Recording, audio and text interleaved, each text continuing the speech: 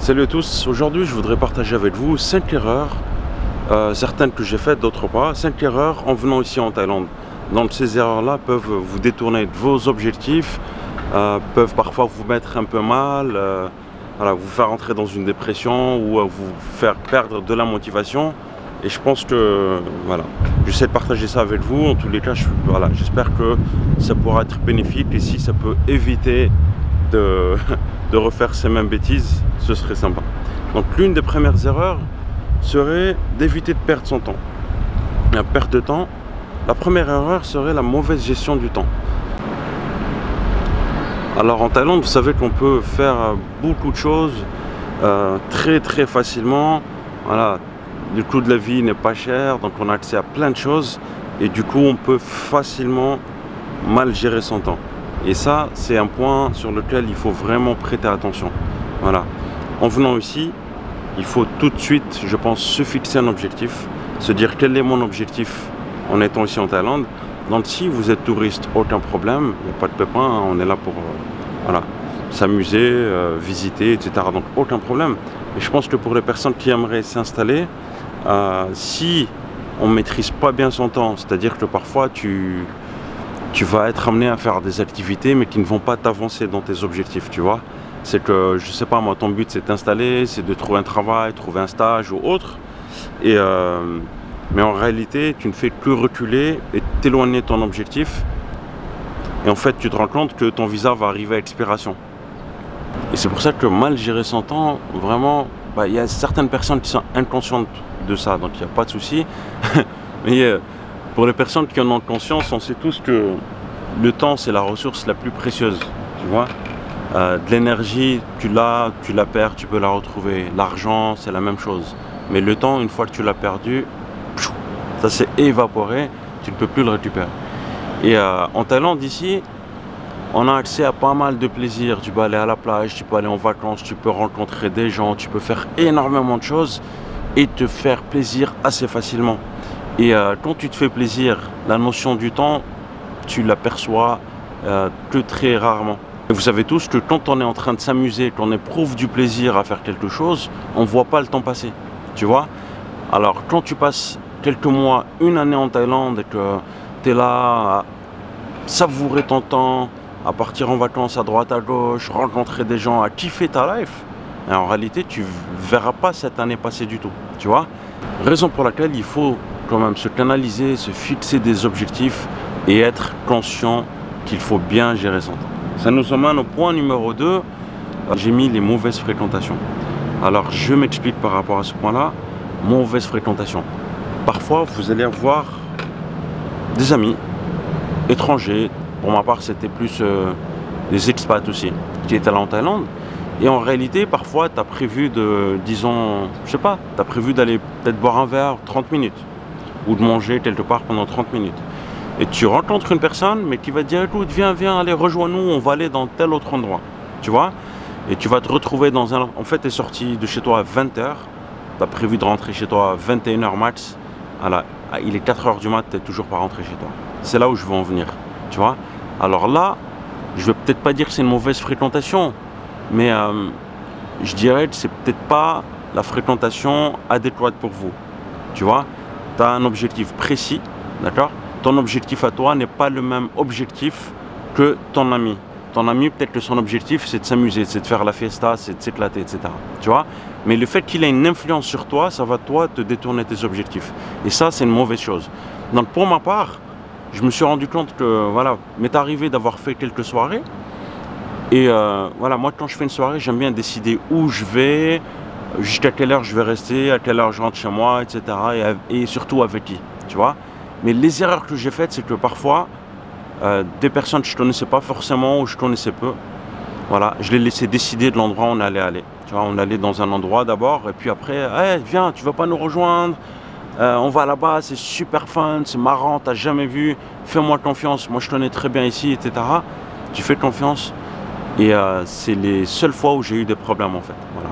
Quand tu suis une personne que tu ne connais pas vraiment et vous allez aller dans un endroit où que tu ne connaissais pas, tu vois, et rencontrer d'autres personnes que tu ne connaissais pas. Donc c'est pour dire que Pour moi, c'est la pire des choses, tu vois. Quand tu vas à une soirée, tu rencontres une personne et il te dit allez viens, on va dans un autre endroit. Pour moi, il n'y a rien de pire parce que tu maîtrises ni ton temps, ni le lieu, ni les personnes que tu vas rencontrer. Et ça, voilà. Donc j'aime bien, moi, avoir contrôle sur ça. En 3, comme erreur, j'ai mis dépendre des autres. Dépendre des autres, c'est que parfois, tu vas en Thaïlande, tu te fixes un objectif. Voilà, mon but, c'est de trouver un stage, c'est de trouver un taf ou c'est de m'installer ici. Et de dépendre des autres. Tu vois, c'est par exemple, tu as un de tes potes qui dit ok, bah vas-y, je vais voir si je peux pas faire un truc pour toi. Je vais me renseigner, essayer de te dépanner si on peut pas trouver un truc pour toi.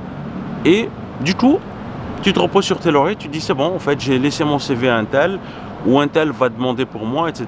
Et du coup, tu n'avances à rien. Ça va t'avancer à rien parce que les gens peuvent dire ça par sympathie, par gentillesse. Salut, écoute, c'est sympa, tu veux t'installer ici, ouais, bah écoute, je vais voir ça. Mais ils te disent peut-être ça que par politesse, l'intention n'y est même pas, tu vois. Et comme je l'ai dit maintes fois, il n'y a que toi d'authentique pour défendre ton réel intérêt. Les gens s'en foutent, tu vois, ils peuvent peut-être t'aider un petit peu, mais en réalité, ils vont pas trop s'attarder sur toi, tu vois. Voilà, t'es pas important dans leur vie. Et c'est la vérité, malheureusement. Donc, les autres personnes, c'est bien si elles peuvent vous aider à avancer, mais comptez que sur vous-même, c'est un point super important. Le 4e point que j'aimerais souligner, c'est le fait d'avoir des préjugés lorsque vous venez en Thaïlande. Quand on vient en Thaïlande, on peut avoir des préjugés très facilement sur beaucoup de choses. Mais au fur et à mesure que le temps passe, on apprend à vivre avec les locaux, on apprend à vivre avec la routine que nous apporte la Thaïlande. Et j'ai envie de vous dire qu'on apprécie de plus en plus cette routine. Le mode de vie à l'occidental nous a appris à mettre des étiquettes sur tout, tu vois, à créer des communautés, à se tourner le dos les uns les autres. C'est ça qui est malheureux. Donc, tout l'aspect préjugé, on le met de côté et on essaie d'avancer sans se mettre des étiquettes. Je vais donner un exemple concret en fait. Voilà. Je ne voulais pas donner d'exemple, mais là je vais vous donner un exemple.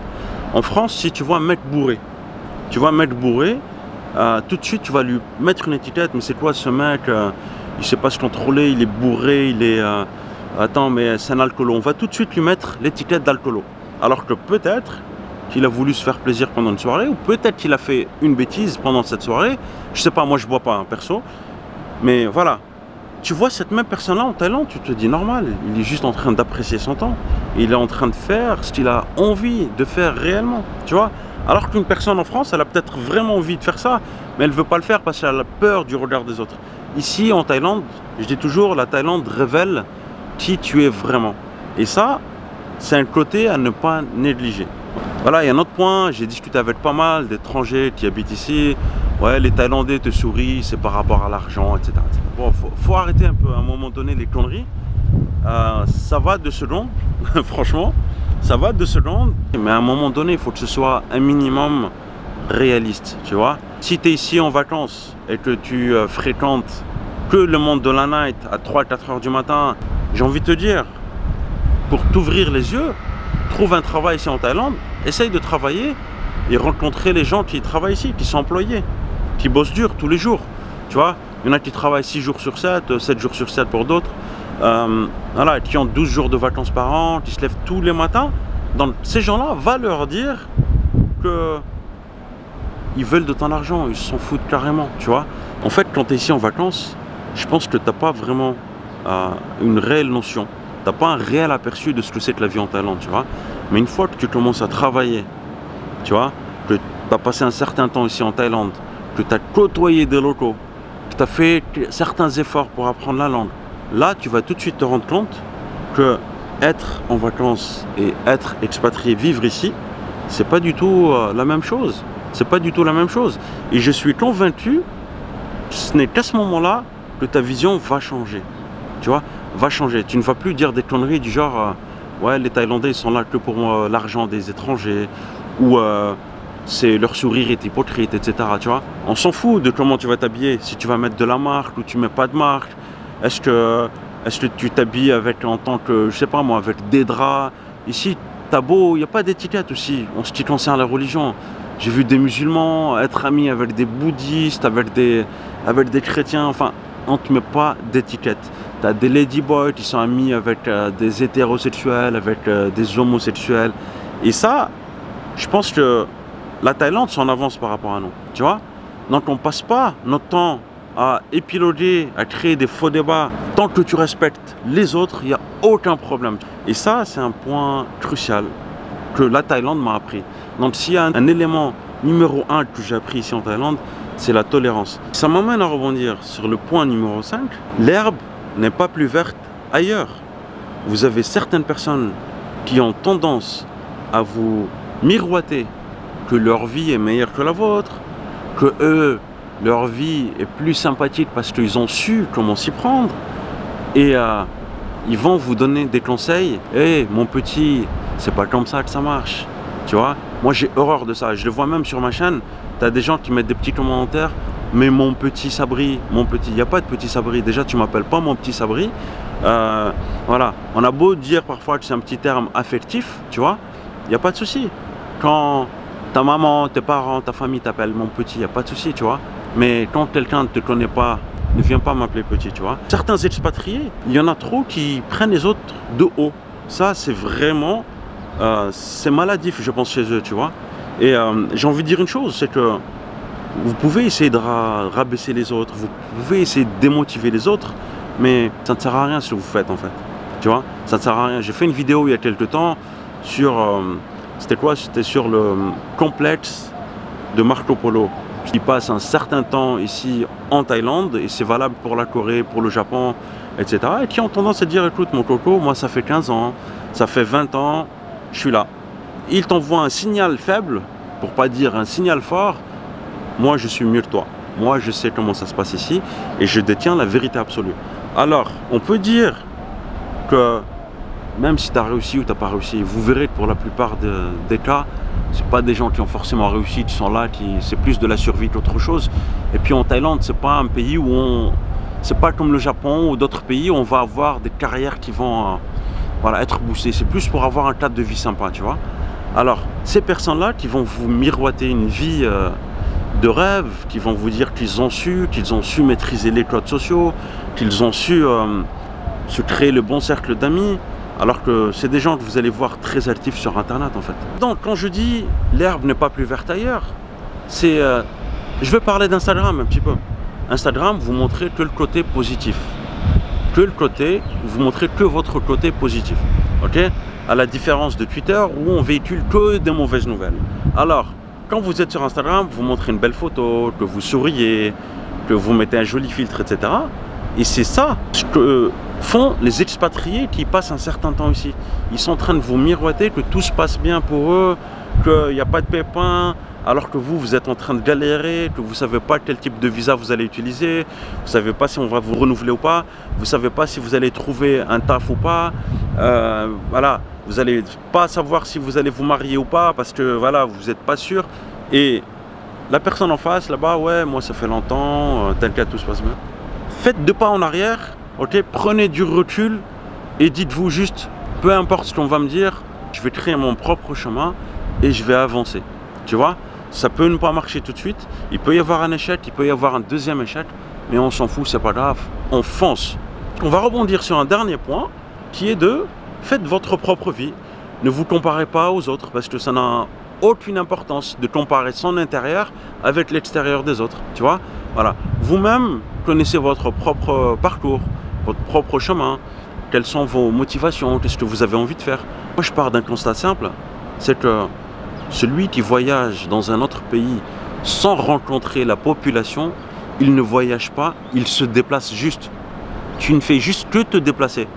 Et c'est la raison pour laquelle j'accorde un point d'honneur à les rencontrer avec les gens. Tu vois, quand je discute avec les gens, c'est eux qui parlent, c'est pas moi qui parle, tu vois. C'est la raison pour laquelle je pense qu'il est vraiment important de discuter avec les gens. Ok? Donc, raison de plus pour pas apprécier les commentaires de gens qui ont des chaînes YouTube, qui passent leur journée à rester faire des vidéos dans leur chambre, ok? Pour pas dire autre chose, et qui viennent commenter mes vidéos, dire oui c'est pas comme si que ça se passe, tu vois. Ça je l'apprécie moyennement. Ah oui, vous savez aussi que je fais un FAQ par semaine, donc n'hésitez pas à poser vos questions et puis voilà, j'y réponds chaque dimanche en fait pour pour toutes les questions que vous avez. Et s'il y a une thématique que vous aimeriez qu'on développe plus en profondeur, vous mettez ça en commentaire. Prenez soin de vous. Ciao, ciao.